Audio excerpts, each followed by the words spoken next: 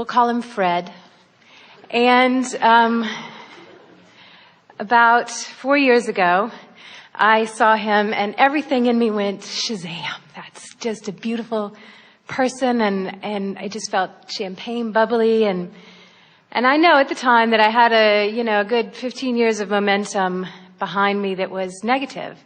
And he manifested right out of my experience sort of as soon as he came in, before I got a chance to know him or he got a chance to know me. And then we talked about it, you and I, and we talked about how you shouldn't get caught up on the form, and if thinking upon a person specifically caused negative feelings, then you should back off and think about the essence and what you liked about them and those kind of thoughts. So I tried that for a while. And I could never really feel as good as when I thought specifically about Fred. And then I judged myself for a long time, and I thought, I'm just not doing it right. And then about a year ago, I said, screw it, I'm just going to think of Fred. And I'm going to think of him in all the loving ways that I can imagine. And so I did that for a year, and it was wonderful. And 2 weeks ago, I saw him drive down my street, and I thought, it's worked. It's brilliant, And so I went up to where I saw he was staying, and I buzzed the buzzer, and I was like, hi, and I did not get the response that I had been imagining. In fact, it was very, weird. And then I thought this, and this is why I thought, okay, well, maybe I could get really upset about this and think I've really not done any of this right, or I could think, what, maybe he was caught off guard and he doesn't know what a good idea I am and what a good idea we'd be. And so that made me feel better. But at the same time, then I thought, well, maybe I'm stopping, the real love of my life because of this specific thing, but I can't let go of the specific thing. Well, the most important question that we want to put to you is, at what point did you decide to, instead of working it out vibrationally, to jump in with action? In other words, why was the action so compelling? To go up to the buzzer that day, or? Because you were creating it in thought. Yes. You'd been sort of working it around, and you'd finally found a way to relax. In other words, you've been working on this for a while, and some was not comfortable, and some thoughts were more comfortable, and some thoughts were less comfortable, and some thoughts. But you brought yourself into quite a place of comfort. And as you got yourself into quite a place of comfort, then you began seeing some evidence of your motion forward. And then, rather than letting the stream continue to carry you to the fruition that you're looking for, you must have lost faith in the stream's ability to take you where you wanted to go, and you decided to go ring the buzzer. In other words, so this is just our way of saying to you, you don't have the timing that the universe has. So now you want to say, well, is the universe really taking me to Fred? And we say, if you can trust that the universe knows all the good stuff you got from Fred, and all the good stuff you got from John, and all the good stuff you got from Jim, and all the good stuff you got, if you would accept that you've been sifting through the sands of men for quite a very long time, and that you have created a magnificent relationship of which Fred is a part, but not all-inclusive. In other words, there's stuff that Fred has that's really active and dominant in Fred that is nowhere a vibrational match to what's going on in your vibrational escrow. So meanwhile, the universe knows full well what you want and knows where all of it is and is calling you toward it and giving you evidence that you are focusing well. But all of a sudden, you want to jump in with both feet and with all of your action and go ring Fred's doorbell, and the universe is saying, wrong doorbell, wrong doorbell, wrong doorbell, okay, wrong doorbell. This is the idea on that. I want to go, well, if Fred's not right for me, shouldn't I get to have some experience with Fred and then go, okay, no, thank you, Fred? Why does the universe get to say, Fred's not yours?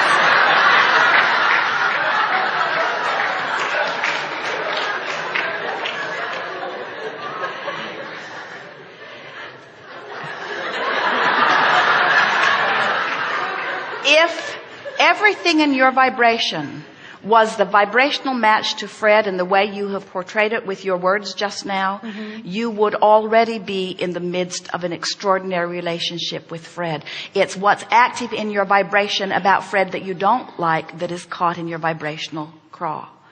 And we want you to step back from the person called Fred, whose real name shall be left nameless to protect the innocent. We want you to step back from the specifics of this and just accept that through all of this that you are creating something wonderful. What we're really encouraging you to is more patience and less action for a little while. But there's nothing wrong with the action. In other words, you jumped in with action, you got a rebuff or a response that you don't want, which kind of set you back a little bit. We're not encouraging you not to go ring the doorbell and take the action because you're doing something wrong and you'll mess up your creation. We are just encouraging you to let the flow carry you a little further until the inspiration to act is so compelling that nothing can keep you from it, because when you respond in action under those conditions, then you don't get the rebuffs. In other words, if you act too soon before the energy's lined up, you almost always get a backlash. And that is the whole point of the art of allowing. The art of allowing is just release the resistance and allow. Releasing resistance and allowing are the same thing. Release the resistance and therefore allow. Release the resistance and therefore allow. Release the resistance and therefore allow. Release the resistance and therefore allow. And as a stream begins to carry you, the ideas that then occur to you always bring you the results that you are wanting. It's not possible for you to not get what you're wanting. We're just asking you to look a little further down the road. We just want you to act less and create with your mind more. And you say, but Abraham, I was doing that and frankly I just got tired of doing that. And we say, you can't get tired of doing that because that is the work. Even now, you got to start again from where you are. You rang the doorbell. It didn't turn out well. Now you start again. And you say, it was easier for me before I rang the doorbell. Now I've got that to overcome. And we say, but still you can, but still you can, but still you can. And as you do, more things will come your way. I want to know, I guess, how I do let go, because there's a part of me that's very tired. And not just from this particular person, but of wanting that match. And I want to be able then, if I have to let go of Fred, if Fred can't be in my future for whatever reason. Well, we don't want you to let go of Fred, and we don't want you to let go of the essence of Fred. We don't want you to let go of the idea of Fred. We don't want you to let go of the idea of the relationship. We just want you to let go of the resistance, which means we want you to let go of the need to control Fred. How can you feel when you have let go of the control and you are letting the universe do its work on your behalf? How can you tell? Well, I feel really good and I feel relief and I feel comfortable. Whenever thoughts of him come up and I feel comfortable, then I think that then I'm in the stream. I'm okay. I'm letting go. And what kind of thoughts are you thinking, and how do they feel when you know that the opposite of that is happening? When I think, oh God, he'll never like me. It's just never going to happen. This is ridiculous. What am I doing? I'm fixated on something. And which of those kinds of thoughts do you think most? Well, in terms of airtime, in other words, yes, percentage-wise. Just on a normal day-to-day basis, do you have more positive feelings or negative feelings about the subject of relationship?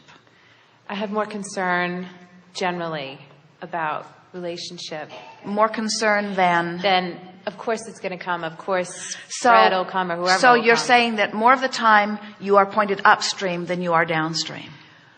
So that accounts more of the time I'm working on it. Do you know what I mean? It's a constant working on with me. All right. So now you've come around to the subject of this discussion. Yes. So is working on it helping? Obviously not. So how does one stop working on a situation? How do you stop doing that? I guess you try to stop thinking about all of it altogether. Well, what you do is you let your desire for relief be more important for now than your desire for Fred. Mm-hmm. Because both of them are in the same direction. Right. And that's why when you say, I'm just weary of this, we say, well, that's a very good sign. Because when you're weary of something, it means that you're getting ready to stop the struggle. You see, we want to convince you that you cannot not get what you want.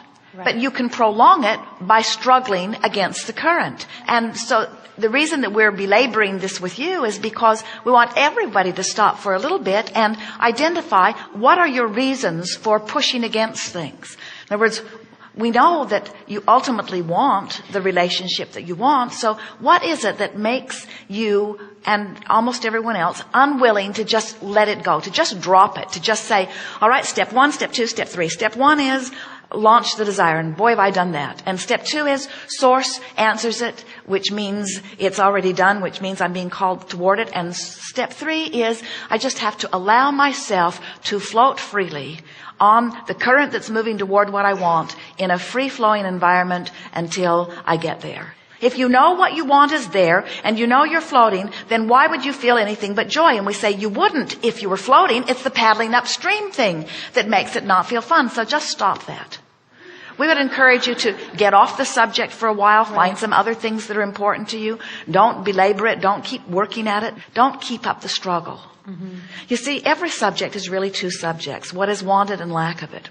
And it's a fine line when you activate a subject of your desire to activate it with the flow or against the flow. And if your habit is to worry about it, then every time you activate it, you're going to worry about it. So you've got to find some way of disengaging from that need to do something about it. We don't want you to give up on your goal or give up on your desire. In fact, we know you can't. You cannot be less than life has caused you to become.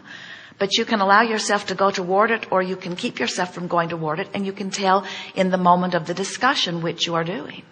So now, give us some reassuring words that let us know that you are able to release the struggle and go with the flow. I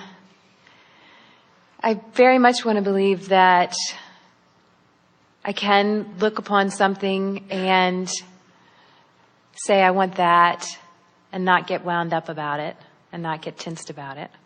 I want to be able to create specifically one day. I want to figure out how I can create specifically and be letting go at the same time. That's the question of the day. In fact, it's the question of this workshop. In fact, it's the question of creating. It's the best question we've ever heard. How do I find my place within this? If the universe is orchestrating and if I am deciding through the deciphering, then how do I know when I'm getting in my own way? And we say tension starts to come over you. How do I know when I've gotten out of the way? I start to feel more relaxed. How do I feel when I'm hindering it? I don't trust it. How do I feel when I'm helping it? I feel more trusting. How do I know when I'm going with the flow? It's fun. How do I know when I'm not? It isn't fun. How do I know when I've let go? I feel good. How do I know when I haven't let go? I feel tense. How do I know when I'm free flowing? I feel ease. How do I know when I'm pushing against the current? I feel tense. How do I know when I'm succeeding and I'm going to get what I want? I'm flowing free. I'm flowing free. But Abraham, I'm flowing free, but I don't have Fred. So how do I know it's working? And we say, because you're flowing free. Right. Flowing free has to be what you're after. Yes. Fred's downstream. If you're flowing free and Fred's downstream, what's inevitably going to happen? I'll run into him.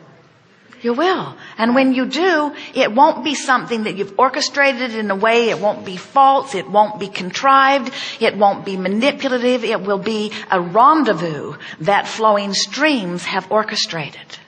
And when it happens, and I come into contact, and I recognize and I see through the way that I feel the perfection of this relationship, I won't say, are you Fred? Because it won't matter. Right.